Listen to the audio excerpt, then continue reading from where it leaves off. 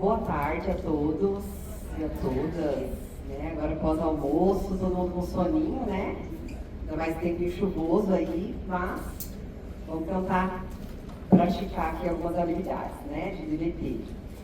Então, meu nome é Bruna Descarte, eu sou psicóloga clínica, trabalho ali na clínica cognitiva, né? Pessoal. Atuo ali com a parte da TCC e também da terapia comportamental dialética, tá? Então, hoje eu vou falar ali de uma forma mais para o público leigo, mas também os profissionais e os alunos se beneficiam muito, uma, porque a gente consegue aplicar a nossa própria vida, que esse é o objetivo também ali da DBT, mas também a gente consegue utilizar isso para estar psicoeducando os pacientes na clínica, né? Então, vai servir para os dois públicos que temos aqui hoje. Então, hoje a gente vai falar sobre emoções intensas, né? Muitas pessoas imaginam que só quem sofre com algum transtorno mental ali, como pessoas com transtorno de personalidade borderline ou algum outro tipo de transtorno que sente de uma forma mais intensa as emoções. Mas a verdade é que todos nós apresentamos ali em alguns momentos uma intensidade emocional mais elevada, né? A diferença é que pessoas que têm esse transtorno acabam de uma forma mais recorrente, né, apresentando essas simulações. Mas vamos tentar pensar, né, todo mundo aí, tenta lembrar de qual foi a última vez que você deixou de fazer alguma coisa que era importante por conta das emoções que você estava sentindo, ou até mesmo, né, qual foi a última vez que você fez algo que você não se orgulha tanto de ter feito por conta de alguma emoção que estava muito intensa ali, tá? Tenta deixar anotadinho essa situação, assim, só uma palavrinha-chave para vocês lembrarem, que a gente vai dar uma olhada nisso depois, lá no final também, tá? Então, como uma boa terapia cognitiva e comportamental, né, vamos para a nossa agenda, né, da palestra de hoje. O que a gente vai ver, então? O porquê que as emoções elas ficam grandes demais, né, porque elas se intensificam. Vamos olhar também para as habilidades práticas da DBT e a forma de aplicar ela no nosso dia a dia, né? Então a gente já vai tentar aplicar aqui juntos para vocês verem que o negócio funciona. Então, antes de seguir ali com as estratégias, as habilidades, né, vou dar uma pontuada ali de o que é a terapia comportamental dialética. Ela é uma abordagem que ela é dentro da TCC, né, mas ela é de terceira onda. Ela foi desenvolvida pela Marsha Linehan, que também é psicóloga, e ela é portadora do transtorno de personalidade borderline. Ela atuava na época, né, na década de 80, com a TCC, mas ela estava vendo que muitos pacientes acabavam ali não se identificando muito com a abordagem, ou até mesmo eles desistiam do tratamento e não seguiam em frente. E aí ela falou assim, vou pesquisar melhor o que está acontecendo com esses pacientes, que eles não ficam. E aí, em pesquisas ali que eles fizeram, eles descobriram que os pacientes se sentiam, de certa forma, invalidados pelo DCC, uma vez que ali a gente usa muitas técnicas, né, de reestruturação do pensamento, né, outras formas de ver essa mesma situação. Então, eles não se sentiam muito acolhidos com aquilo, tá?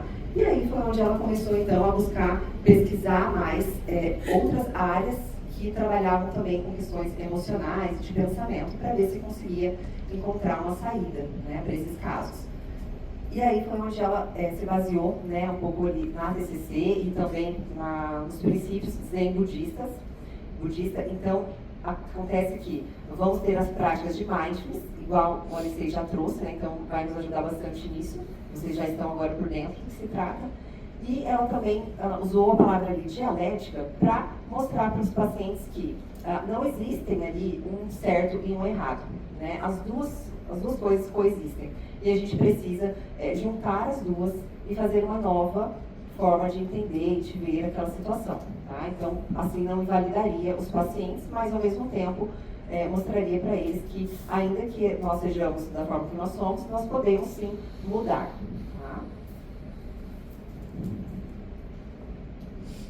Então, vamos dar uma olhada na parte ali mais científica da coisa, né? Então, o que são essas emoções, né? Onde elas surgem ali? Então, a DBT, ela criou também ali esse modelo biosocial, que é uma forma de explicar essa desregulação emocional. Então, uma das formas é a parte realmente ali neurobiológica, né, do nosso cérebro, onde nós temos a nossa amígdala, e ela é como se fosse um sensor de alarmes, né? Ela fica ali o tempo todo tentando detectar emoções para nos manter vivos, né? A questão realmente de sobrevivência. E para atuar, o que ela faz? Ela desliga o nosso córtex pré-frontal, que seria a parte mais ali voltada para a questão de raciocínio. Então, por isso que quando nós temos uma emoção muito intensa, acabamos agindo por impulso e não pensando nas possibilidades, né, nas consequências. Só vamos pensar nisso realmente depois, quando essa emoção já estiver ali realmente voltada para o estado basal. Então, o que significa essa teoria desse modelo biosocial que a Linehan propôs ali? Ela vai levantar dois fatores, né? O que a gente entende, então? Pessoas com intensas desregulações emocionais, elas têm um fator de vulnerabilidade biológica ali muito grande, ou seja, ela já tem uma predisposição genética para sentir de uma forma mais intensa, tá? E também o segundo fator é um ambiente invalidante, onde a criança cresceu, um ambiente onde o que ela sentia não era tão importante, não era tão validável, e até mesmo nós não somos assim, ensinados desde pequenos a acolher as emoções, a lidar com as emoções, né? Então, uma pessoa está chorando, você já logo vai tentar, né, falar, não, fica tranquilo, vai ficar tudo certo, né, não fica assim. Isso também é uma forma de invalidar, né, porque a pessoa está sentindo aquilo. Então, você imagina, uma pessoa que tem uma vulnerabilidade maior a sentir emoções, com um ambiente onde ela não pode expressar essas emoções de uma forma saudável, e também esse mecanismo, né, esse sequestro emocional ali que a amígdala acaba fazendo no nosso cérebro.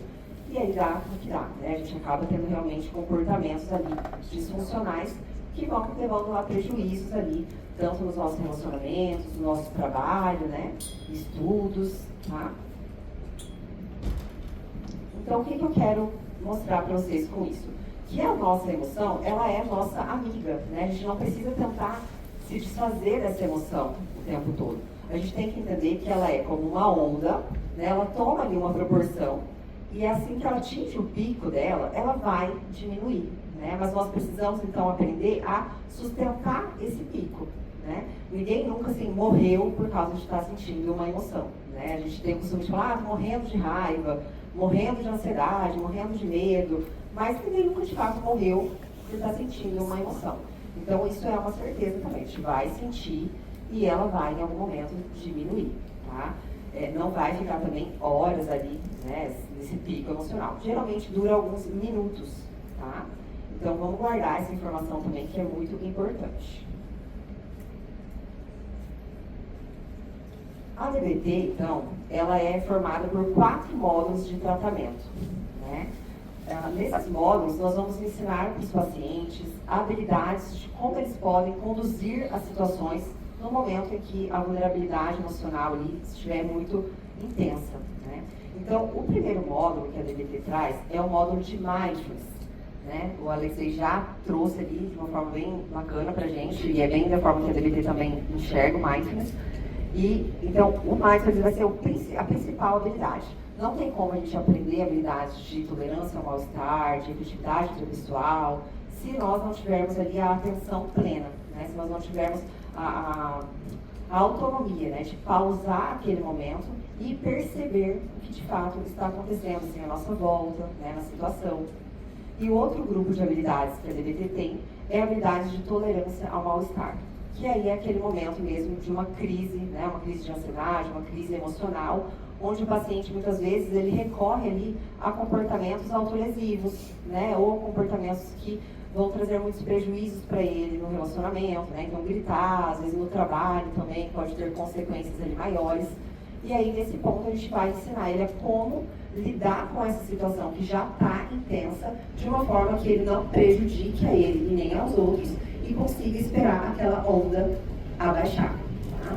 E outro grupo de habilidades é, de fato, a de regulação emocional. A gente vai aprender a nomear as emoções, perceber aquilo que a gente está sentindo e descrever, né?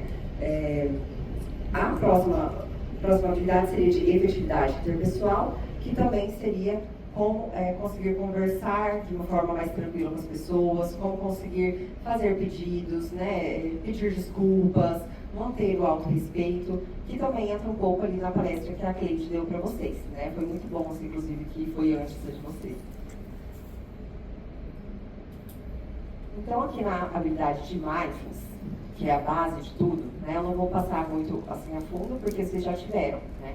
Mas o que a DBT ela vai trazer para a gente? Que é muito importante a gente saber descrever aquilo que a gente está sentindo, né? Para conseguir realmente comunicar ao outro o que a gente precisa.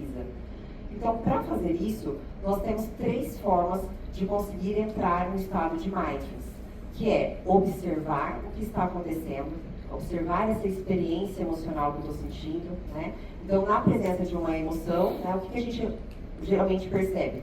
Uma reação fisiológica, né? Ah, eu estou mais ofegante, ou ah, nossa, estou muito tensa. E aí, a partir dessa reação fisiológica, a gente começa já a ter pensamentos e aí já vai agindo por impulso. Então, a DBT fala, olha, vamos primeiro observar, só uma postura de observador, sem ter que mudar essa emoção necessariamente. Então, eu vou observar o que está acontecendo, eu vou descrever. Essa parte, né, do descrever é muito importante também, porque quando nós nomeamos aquilo que nós estamos sentindo, a gente consegue ter uma redução ali do nível de intencionalidade da emoção, tá? De intensidade, perdão, da emoção. E depois a gente vai participar, que significa se engajar, né, no momento presente, não querer fugir nem escapar deste momento. E aí, como que eu faço isso então? Né? Sem julgamento, né? Igual vocês já viram na outra palestra, com atenção plena, focando em uma coisa de cada vez, né? Estar realmente assim, intencional naquele momento.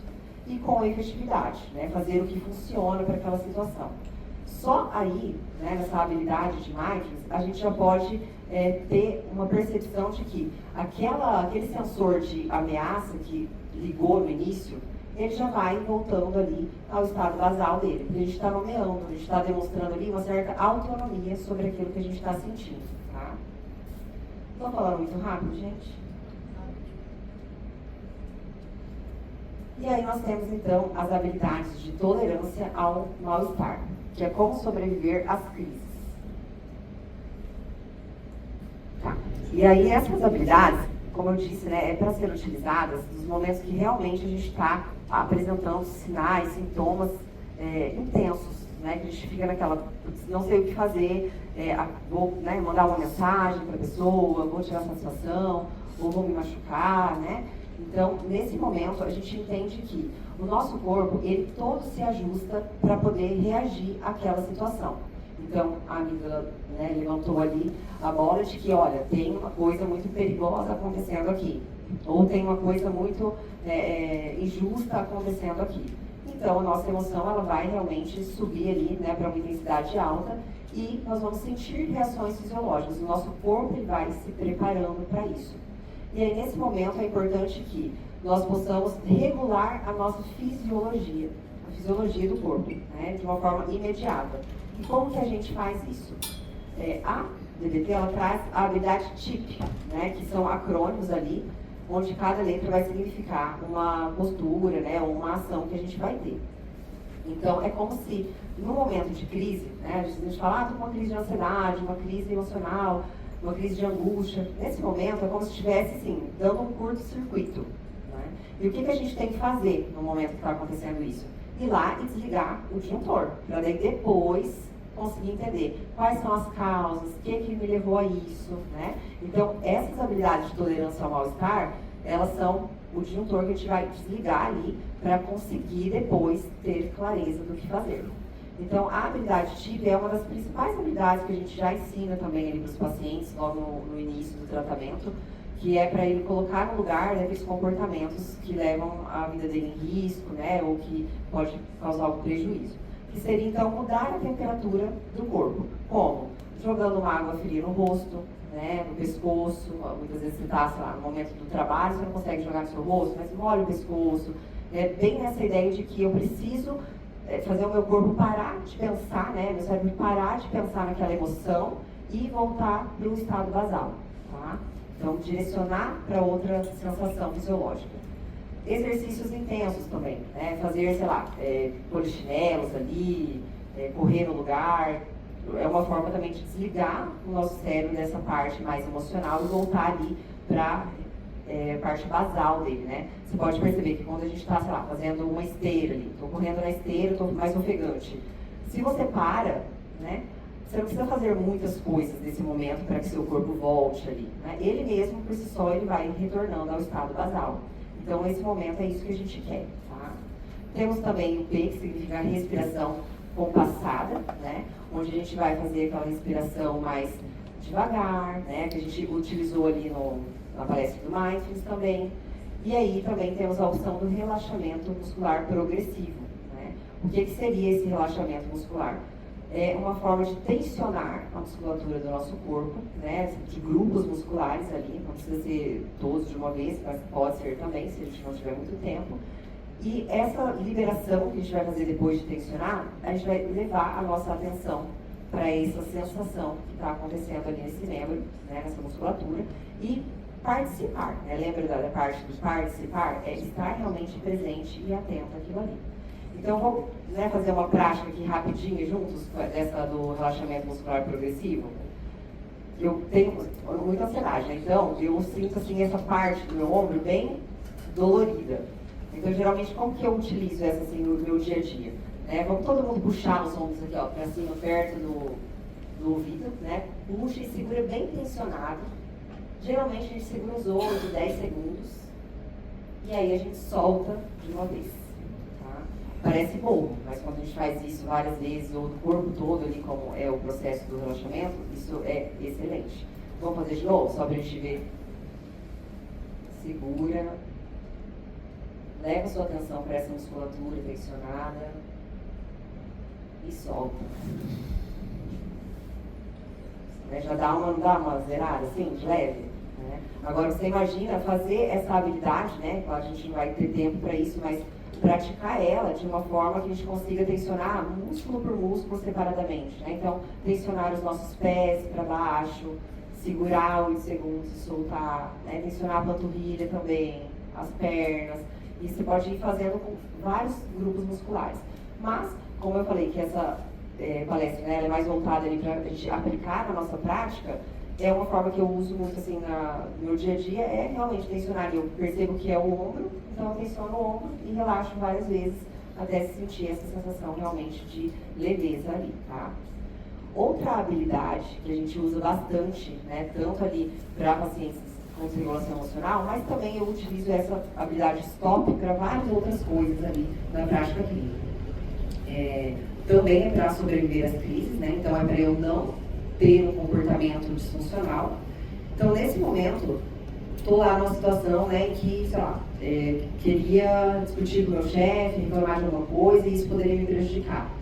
Percebo que, né, eu estou sentindo ali uma emoção de raiva, que não é justo, mas no momento eu lembraria dessa estratégia. Stop, que significa pare, não mova nem um músculo sequer. Né? Então, para realmente, paralisa. Tá? Dou um passo para trás, para me afastar dessa situação.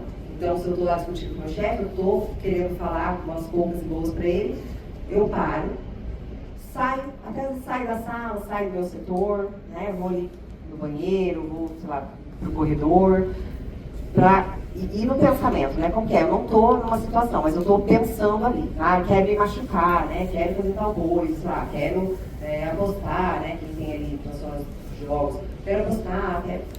Stop, para. E aí, como que é esse dar um passo para trás nessas situações?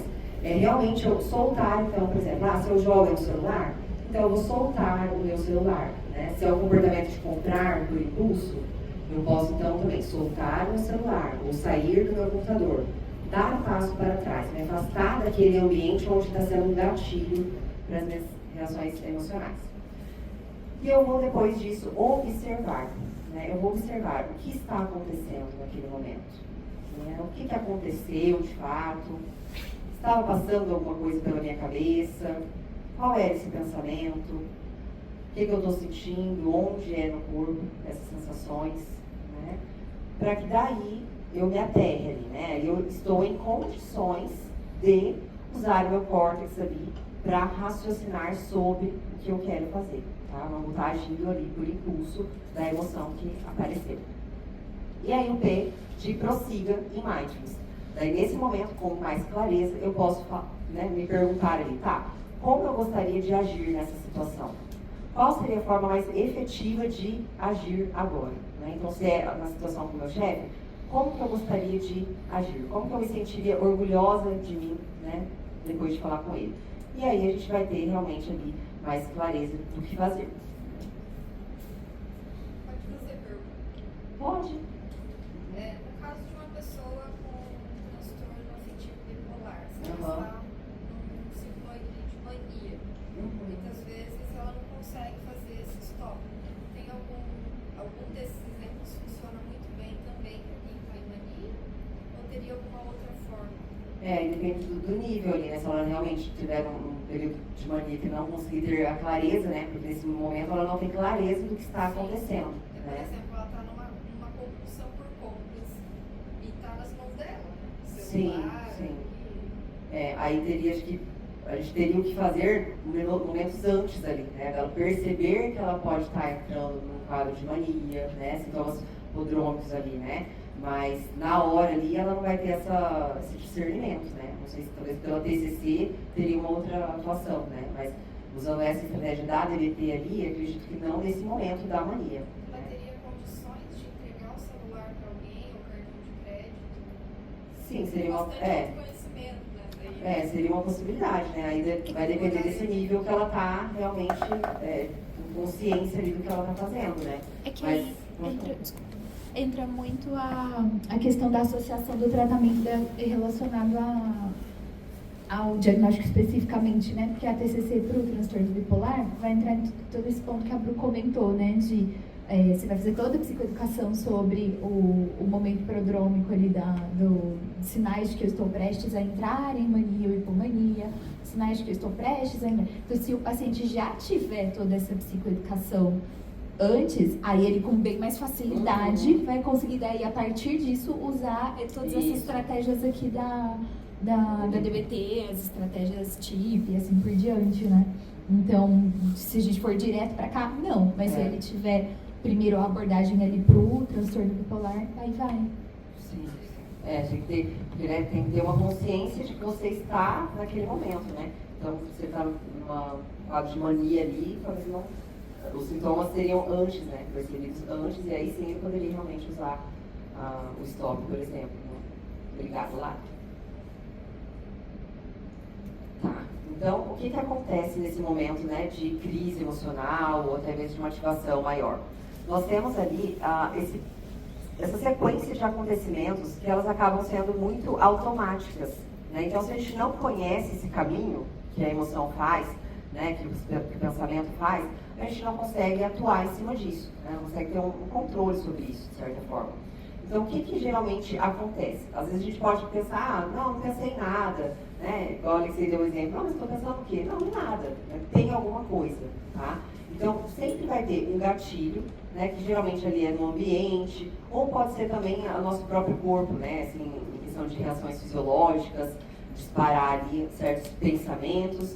Esses pensamentos são respostas automáticas e breves, né, sobre aquela situação que aconteceu, e ativa em nós, então, experiências emocionais internas. Essas experiências emocionais têm um motivo de ter acontecido, né, igual eu falei no começo ali, as emoções elas são muito importantes, e elas levam a gente, então, para ter um comportamento frente àquela situação.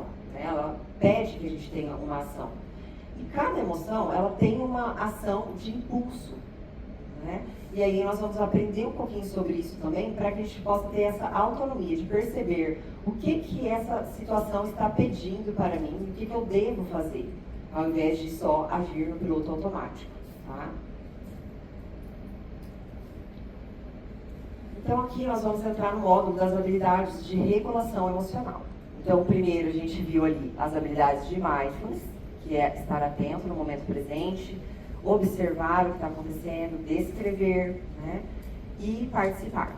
E aí, em situação de uma crise, né, putz, está acontecendo demais agora, muito intenso, então eu vou intervir daquela forma, né, mas digamos que eu estou percebendo ali que é algo de ruim está acontecendo, ou que estou experienciando ali alguma emoção mais difícil, aí a gente vai usar essa habilidade de regulação emocional, tá? No que consiste, né? As emoções, elas nos ajudam a alertar sobre algo importante. Tá? Então, muitas vezes a gente tem a tendência de querer evitar sentir, né? Não queria sentir isso. Esse paciente chega na clínica, como que faz para não sentir mais essa ansiedade? Como que faz para eu não sentir mais raiva, né, daquela pessoa? Não tem como, né? Porque as emoções, lembra, é um sistema de alarme que está no nosso cérebro, não tem como tirar isso. E isso é para o nosso bem. Então é isso que a gente vai ver aqui, né? Ela serve para nos alertar, para nos orientar nas tomadas de decisões, né? Então se eu estou com muito medo de tomar uma decisão, o que será que tem ali por trás? Né? O que será que o medo está tentando me dizer ali, né? Para eu ir mais devagar, para eu analisar melhor, né?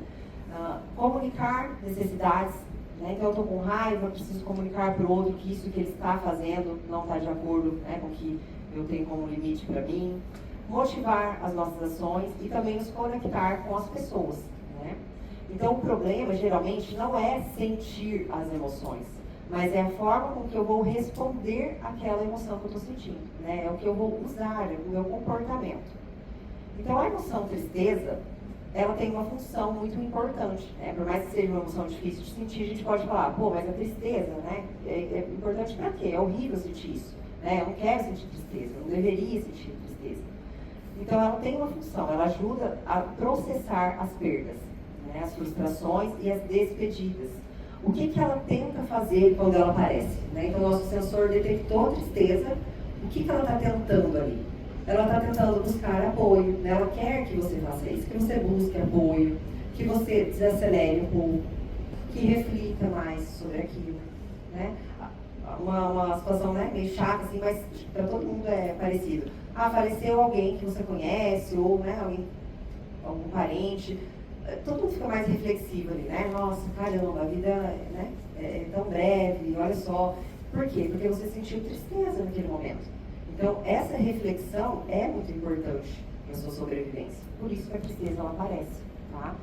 E quando ela fica muito intensa, ela faz, olha como que ela faz todo o oposto ali, né? É um comportamento de impulso mesmo para evitar, né? Então, a gente vai se isolar, a gente tende a ficar mais desesperançoso com as coisas, paralisar frente a algumas situações. Quando, na verdade, né, lembra, as emoções são nossas amigas. O que ela queria o tempo todo? Ela queria acolhimento. Ela queria uma recuperação daquilo ali que aconteceu. Então, olha só, se a gente não ouve essa emoção, não dá atenção para o que ela está querendo nos dizer, a tendência é querer evitar a todo custo. E aí entra lá naquele primeiro slide que fala que ambientes invalidantes levam à desregulação emocional. E aí eu posso me tornar o meu próprio ambiente invalidante, né? Uma vez que eu não me permito sentir, ou que eu julgo essa emoção que eu estou sentindo. A emoção raiva, né? Outra emoção que é feia, né? Entre aspas, de sentir ali, né? Mas, desde pequenininhos, a gente já começa quase que por ela ali, né? Puxando o cabelo dos amigos, pegando brinquedo, jogando no chão. Então, é comum. Por quê? Ela tenta nos proteger. Ela tenta mostrar quais são os limites, sinalizar injustiças no ambiente, né? E aí, o que ela tenta? Defender, corrigir algo, gerar ali uma mudança naquele ambiente. Para isso que ela serve. Mas quando ela está intensa demais, quando o meu sensor detectou e eu já fui automaticamente para o comportamento, eu acabo explodindo, acabo sendo agressivo, sendo impulsivo nas nossas reações. Mas lá no fundinho, o que a raiva estava tentando propor para a gente? Você precisa de proteção, você precisa de respeito, né? Então, coloque esse limite. Então, era só isso que ela queria. Mas quando a gente sente, né, temos os julgamentos em cima disso e queremos nos afastar dessa emoção. O medo é a mesma coisa, né? A função dele, manter a gente seguro, né? Manter você seguro. O que ele tenta fazer por você? Evitar perigo, né? Então, se eu sinto medo... Perigo, né? Real, né? Exato. Do que a ansiedade faz. Exato. Então, se eu sinto medo, sei lá, vou atravessar a rua, tá vindo uma moto e eu sinto medo de atravessar. Pô, meu sensor detectou um perigo, né? A moto está vindo rápido, eu não sei mais ou menos se vai dar tempo, então eu sinto medo, eu fico ali, né? Eu busco o quê? Olha lá embaixo, a necessidade. Eu busco me manter seguro, né? Então, olha como que realmente é importante, né? Mas se eu estou sentindo um medo muito intenso, qual que é a minha tendência? Sentir uma ansiedade extrema, evitar aquela situação a qualquer custo, né? Uma sensação constante de ameaça o tempo todo, ficar hipervigilante. Então, olha como não conhecer as emoções faz com que a gente não acolha elas, né? Faz com que a gente realmente queira se desligar. E aí vem os problemas, né? Os prejuízos. Que horas são? Que parou aqui. Só para eu não... Ah, tá. E a vergonha. A emoção também não é bacana sentir, né? A gente logo já vai se julgando por aquilo que está sentindo. E a função dela é ajudar na adaptação social e percepção de pertencimento. Tá? O que ela tenta fazer quando ela aparece? Ela tenta nos ajudar a evitar a rejeição. Ela quer que a gente ajuste os nossos comportamentos para aquele ambiente. Tá? E ela quer nos proteger. Ela quer proteger os nossos vínculos, aqueles vínculos que são importantes para nós. Então, se nós não sentimos vergonha, de repente nós não ajustamos o nosso comportamento para aquele ambiente que a gente está, e aí vamos ter o quê? Prejuízo naquilo ali. Né? Então, ela também tem essa intenção. Né? E a necessidade escondida por detrás da vergonha é uma necessidade de aceitação. Né? Será que eu vou ser aceito? Será que vão gostar? Né? Será que vão reclamar? E aí a emoção ela vem só para comunicar isso. Né? A gente precisa mesmo estar atento e percebendo. E a culpa também é uma emoção que a gente sente bastante, né? Que bom também, apesar de ser difícil. Ela vem sinalizar que algo pode estar desalinhado com os nossos valores pessoais. Então, ela tem a ideia de reparar os danos, de promover ali uma maior responsabilidade pelas coisas que a gente fez, né? E fortalecer também a relação. Então, se eu não sinto culpa, como que eu vou lá e eu peço desculpas para alguém? Como que eu vou lá e eu reparo um erro que eu cometi? Né? Naquele exemplo que a Cleide trouxe do vídeo, por exemplo, não deu muito tempo, né? Mas o cara falou depois, você não aprendeu a pedir desculpa, né? Está ensinando a sua filha a pedir desculpa. Porque ela não sentiu naquele momento ali, talvez, né? Provável que próximas cenas teria isso, mas ela não sentiu naquele momento essa questão de, poxa, eu magoei alguém. Nossa, eu não fui legal nessa minha fala. Então, se ela sente ali naquele momento uma culpa, aí ela faz o que ele disse ali, né? Pediria desculpas e repararia o que ela acabou de fazer. E a necessidade, reparação e reconexão. E aí uma parte boa, né, gente? Pelo amor de Deus. Pelo menos uma coisa boa no meio dessas emoções, né? A alegria, né? Que também é uma emoção que, assim, quando está numa intensidade muito elevada, também pode trazer prejuízos. Né? Um estado ali de mania, por exemplo, é uma euforia, né? Talvez uma emoção mais de alegria que a pessoa está sentindo, mas quando muito intensa, ela traz ali também prejuízos. Tá? Então, a função dela é reforçar as experiências importantes e conectar com a nossa vida. O que ela tenta fazer? Nos aproximar das pessoas, ela ajuda a aumentar a motivação, criar memórias positivas. Né? Quando ela está desregulada, nós podemos, então, agir com impulsividade, com excesso de confiança, né? E aí negligenciar os riscos, né? Nos colocando em perigo. E a necessidade que está escondida por detrás da emoção alegria é uma necessidade de conexão e significado. Tá? Então, as emoções, elas são sinais, elas são mensageiras, né? Elas estão trazendo um recado. E eu preciso parar para observar, para ouvir o que elas estão dizendo. Tá? E aí essa sequência de acontecimentos começa a fazer mais sentido quando a gente sabe dessas coisas. Né? Então, o que a gente pode usar para melhorar essa regulação emocional? Agora que eu já sei que as emoções elas fazem sentido, que elas são amigas, né? Nós precisamos observar que as emoções elas começam lá no nosso cérebro, certo? Então, não tem como passar por habilidades sem antes ajustar essa base da nossa saúde, né? Qualquer pessoa que vai em médicos ali, né? Qualquer médico vai trazer esse ponto no tratamento, né? Além de às vezes passar uma medicação, mas ele vai trazer como está a sua questão com a atividade física, como está o seu sono, como que está a sua alimentação, né? Como que está a questão de fatores estressantes, como você vai passar por isso. Então, nenhuma habilidade vai funcionar tão bem se nós não tivermos essa base de autocuidado. né? Então, pode perceber, quando quem geralmente tem filho, né, ou conheceu uma criancinha ali, as crianças ficam irritadas quando elas estão com o quê? Com sono, né? Ou com fome. E nós, né, temos o mesmo biológico ali. Então, vai acontecer isso. Estou com privação de sono, vai ficar mais propício, né, para que eu desenvolva essas irritabilidades durante o dia, para que eu não lide muito bem com as situações que acontecem. Então, a primeira habilidade é essa, né, a habilidade PLIS, que vai falar para tratar as doenças que eu tenho, né, se eu tenho ali já alguma doença ou alguma predisposição, eu tenho que cuidar disso, tenho que evitar o uso de substâncias que agravam ali a desregulação emocional, agravam ali a nossa autoconsciência, né. O sono precisa estar equilibrado, tá? O exercício físico tem que estar também ali no dia e uma alimentação saudável. Então essa é a base. E é uma parte muito chata, né? Porque quando a gente não está muito engajado nisso, ficar ouvindo isso não é tão legal, mas é uma verdade, né? E a outra habilidade, então, depois que eu estou cuidando de todo esse pilar, é a habilidade de ação oposta. Então, o que essa ação oposta ela vai nos ensinar? Que eu preciso perceber o que eu estou sentindo para saber qual que é a tendência que eu estou tendo aqui. Né? Então, por exemplo, antes de vir fazer a palestra, eu estava sentindo ansiedade, medo e ansiedade. O que é a tendência para eu estar sentindo medo e ansiedade? O que eu estava querendo? Tomara que algumas pessoas tenham ido embora, ou atrase para voltar, para ter menos gente, né? Tomara que, sei lá, né, de repente... Acabe a luz, imagina, que benção. Então, a tendência era o quê? Querer evitar a qualquer custo, né?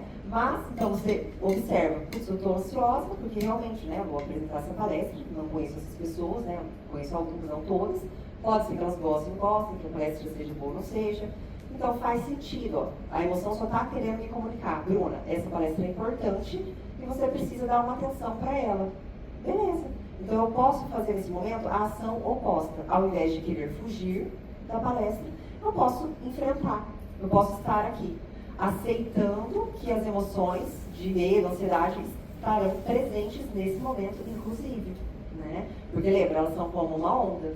Então, no começo estava ofegante, né? Tava até com medo de sair o barulho da respiração aqui no microfone. E agora eu já não estou mais, né? Estou um pouquinho, mas assim, né? De 0 a 10, 2. Que não vai influenciar em muita coisa aqui, tá? Então, a ação oposta, ela vai nos dizer, nos ensinar que... Pode.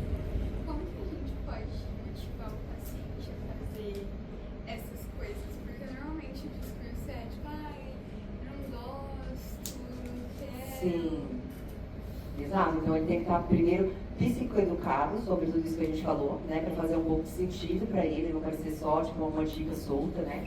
E também a gente vai ter que estar atrelando isso com os valores dele. Por que seria importante ele fazer isso?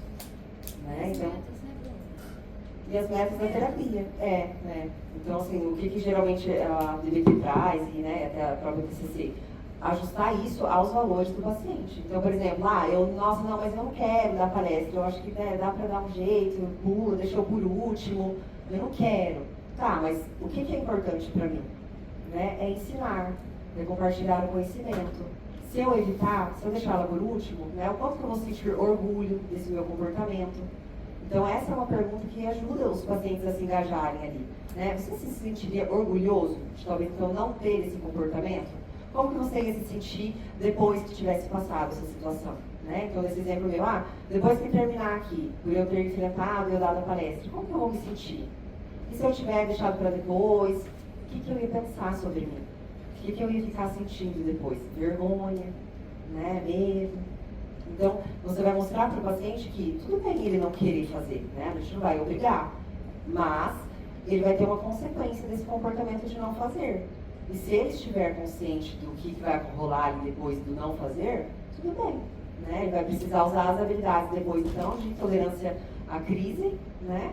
Ao mal-estar, para lidar com essa emoção que vai aparecer. Né? Mas a gente sempre gruda isso, assim, eu falo que é uma âncora, né, os nossos valores. Não tem uma âncora aqui. Né? Então, Bruno, eu entendo que você queira fugir, mas não vai fazer muito sentido, né? Você não vai estar fazendo aquilo que você gosta, aquilo que você se propôs. E aí? Como que vai ser depois? Né? Respondi assim. Né? Então, a ação oposta é isso. Eu vou fazer realmente o oposto do que a minha emoção estava pedindo naquele momento. e eu vou ficar até o final. Então não adianta, comecei 10 minutos, não, gente, ainda estou ansiosa, eu vou sair, tá vendo? Não funciona, essa habilidade não adianta. Não, eu tenho que fazer até o fim. Para que no final eu saia até com uma reestruturação desse pensamento também. Ah lá, tá vendo como funciona? Tá vendo como era realmente? Era uma onda, a emoção, no começo ela estava alta e ela passou.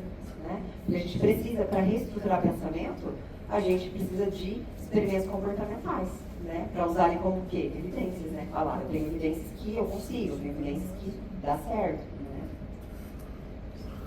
E aí a gente vai para o outro grupo de habilidades, que é a de efetividade interpessoal, que aí a gente vai se beneficiar do que a Cleide já explicou ali um pouquinho pra gente, né? Que é relacionar-se sem se perder.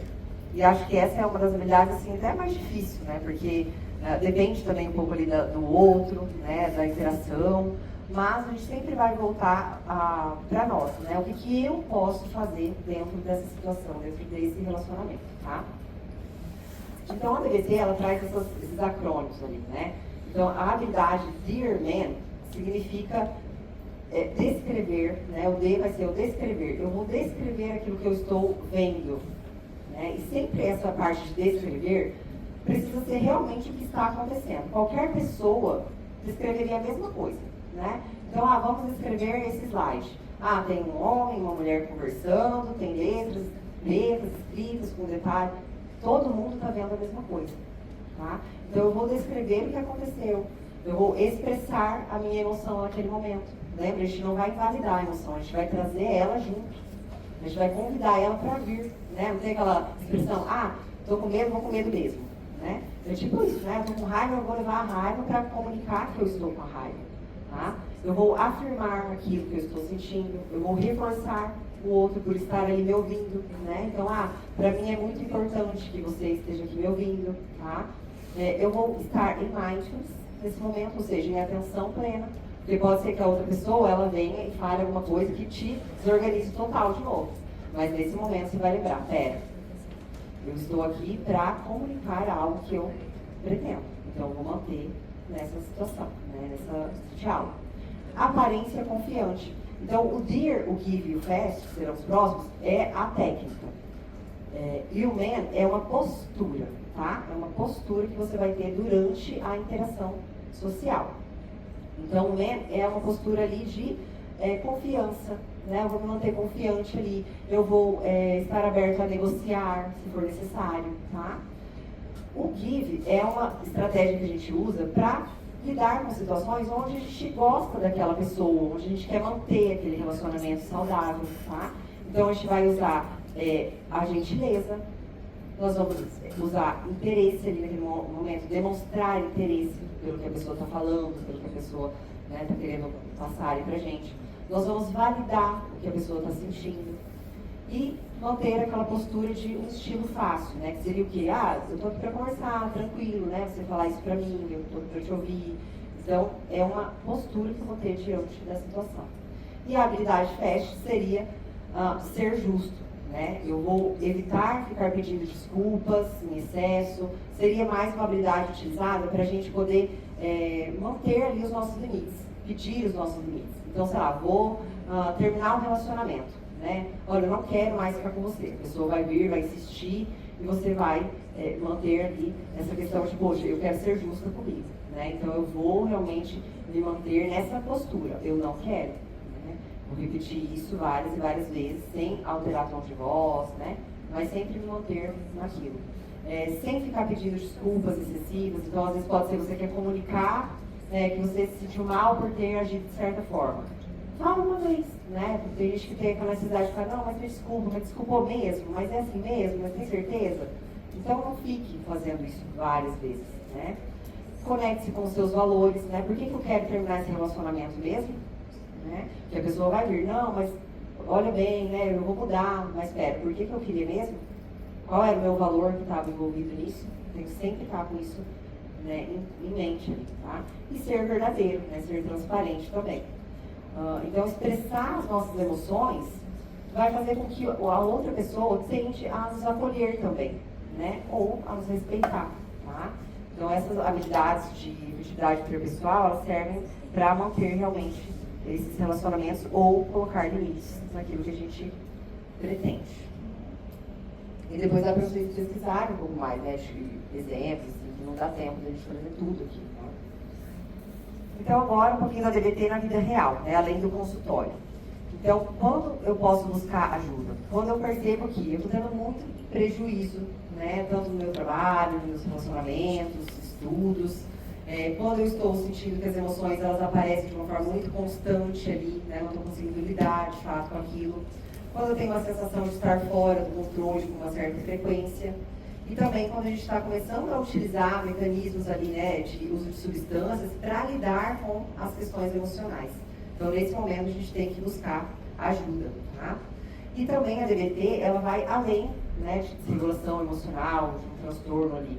Ela vai também ser aplicada em ambientes escolares, para pais e filhos também é interessante, né? Uma vez que, lembra do princípio da dialética, né, de que não tem um certo e um errado, as duas coisas coexistem. Então, o pai e o filho brigam demais porque um quer de um jeito e do outro. Os dois estão certos, mas a gente precisa juntar as duas coisas e criar um novo caminho ali, né? Então, vai ensinar os pais a conversarem com os filhos de uma forma mais assertiva e vice-versa. Então, ela vai muito além de só a desregulação emocional, tá? Então, vamos fazer aqui uma prática breve, né? Lembra daquela situação que vocês pensaram lá no início, que eu falei, né? Qual foi a última situação que vocês passaram, que a emoção de vocês atrapalharam a fazer algo que era importante, ou que vocês depois se arrependeram, né, de ter feito? Lembra dela? Agora que a gente sabe, né, quais são as principais habilidades ali da DBT, eu convido vocês a tentar voltar de novo naquela cena, daquela situação que vocês trouxeram, tá? E tentar encontrar ali alguma emoção que estava acontecendo naquele momento, tá? Se alguém também quiser depois compartilhar, né, seria legal. Então, vai tentar encontrar qual emoção que estava acontecendo ali, né? O que estava passando pela minha cabeça, o que eu estava sentindo. Depois, a gente vai tentar identificar qual era o gatilho, o que aconteceu naquela situação que me levou a ter esse tipo de pensamento, né? Que fez com que o meu sistema de alarme, o meu cérebro, captasse ali e começasse a agir com isso. E aí, depois disso, o passo 3 seria tentar observar essas habilidades que a gente olhou aqui e escolher qual habilidade dessas vocês talvez teriam utilizado ao invés de ter agido da forma com que vocês agiram ali ou evitado da forma que evitaram, né? Então, o meu exemplo que eu dei, de estar sentindo, então, um medo, uma ansiedade de não lembrar, né? Sei lá, de gaguejar muito, ou dar branco na minha mente. E aí eu percebi os pensamentos que estavam acontecendo ali, né? O gatilho era, vou dar a palestra, já sou a próxima, né? E aí comecei a perceber, estou tendo pensamento X, Y, Z, né? E depois eu escolhi uma das habilidades da DBT para lidar com isso, que era fazer a ação oposta, né? É sustentar essa emoção aqui junto comigo, até que ela se dissipasse e eu conseguisse, de fato, dar a palestra tranquilamente. Tá? Alguém conseguiu pensar em alguma situação e queria compartilhar, assim, mais ou menos o que aconteceu? Conseguiram aplicar em alguma ideia aí? É legal a gente treinar isso, tá, gente? Às vezes falando assim, né, acaba não dando conta de montar toda a estrutura. Mas isso é uma habilidade, e qualquer habilidade a gente precisa treinar. Né? Então, o que nós levamos daqui hoje? Né? Foi bem breve ali, deu para aprofundar muito nas técnicas, mas gostaria que ficasse isso, né, no pensamento de vocês ali, o quanto que as habilidades, né, a gente pode ter sim comportamentos mais funcionais. Essas habilidades elas vão nos ajudar a não piorar as coisas, né, tanto ali para os nossos pacientes quanto nas nossas vidas mesmo. Então agora que vocês já conhecem, né, depois dá para entrar, pesquisar mais sobre isso e ficar ali também de lembrete, né, de que a gente não precisa dominar essas habilidades para aplicá-las, né, é uma habilidade. Então, a habilidade, por exemplo, de andar de bicicleta, né, como que foi? No começo a gente caía, andava com a rodinha, tirava uma rodinha, caía de novo, né? Então a gente foi treinando uma coisa de cada vez, tá? Então, o que vocês poderiam, de repente, né, pegar aqui desse slide, né, e praticar nessa semana, né? Observar, né, tem alguém que está passando por alguma situação mais intensa ali, outros nem tanto. Qual dessas habilidades eu poderia deixar ali no meu radar, né? E às vezes até anotar no papel, né? Um cartão de enfrentamento ali, o nome da habilidade. Tem alguns pacientes ali que eu até levo impresso essa do stop mesmo. Eu levo impresso para eles e deixo, coloca o celular atrás ali, né? Eu deixo em cima da mesa de trabalho, nos momentos geralmente que mais são assim, ativadores para essas emoções.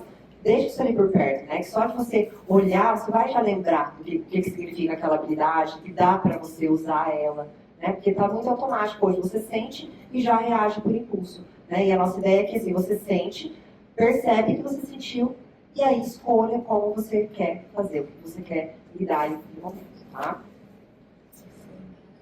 Aqui eu coloquei alguns livros, né, sobre DBT e tem vários outros ali, né, principalmente para profissionais. Esse primeiro é da Marcia Linehan, né, é uma biografia dela ali, que como eu disse, ela também tem transtorno de regulação emocional, né, o transtorno borderline. Tem esse outro que é um livro novo também que lançou, que é Não Deixe as Emoções Comandarem a Sua Vida, que também são várias práticas, assim, essas habilidades mesmo que eu trouxe aqui, tem nesse livro, né, uma forma bem assim, explicada, né, mais detalhada, que fica mais fácil de vocês compreenderem e também praticarem. Tem o DBT ali, habilidades para pais e filhos, né, igual eu falei, que vocês podem ajudar ali nessas interações. Enfrentando o Câncer também é um livro que é baseado ali na DBT. E esse preto que é mais para profissionais mesmo, que é como funciona toda a abordagem mesmo da terapia comportamental dialética. Tá?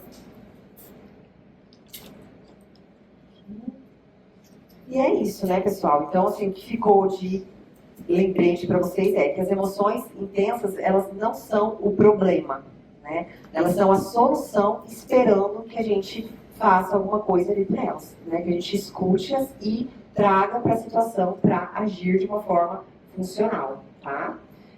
Então, aqui eu vou deixar o meu contato, né? Abrir também para perguntas. Ali tem o QR Code, que é para que vai direcionar para o site de um grupo de habilidades em ansiedade que eu estou fazendo, né? A gente encerrou um grupo agora no sábado passado. E a gente vai começar um novo grupo, talvez essa semana já, que serão as terças-feiras, das 3h30 às 5 horas da tarde. É um grupo que a gente treina ali habilidades com os pacientes, né? Mais habilidades da TCC, uma ou outra ali também acaba entrando da DBT. Como eu disse, que às vezes os autores mudam o nome, né? Mas acaba sendo meio que a mesma coisa. Então, é uma possibilidade também de você aprender um pouco mais sobre essa emoção específica, que é a ansiedade ali, né? O medo. E também, quem é profissional, estudante, pode utilizar até esse repertório que vai construir nesse grupo para aplicar com os próprios pacientes, né? Entender como que é aplicado isso. Então, sou eu e mais uma psicóloga, e a gente faz esse grupo no formato online, tá? Então, é bem legal, tem bastante, assim, parte prática mesmo, compartilha ali as vivências uns dos outros, né? É bem super legal. E abrir para perguntas, né? Alguém quer fazer alguma pergunta? E aí, esse próximo passo, né? A DBT, assim como a TCC, a gente deixa uma tarefa ali, né? Um plano de ação para a semana. Né? Escolher uma das habilidades e colocar ela em prática essa semana. Né? Começando pequeno e sendo gentil ali, tá? Então é isso. Espero ter ajudado e sido útil para vocês.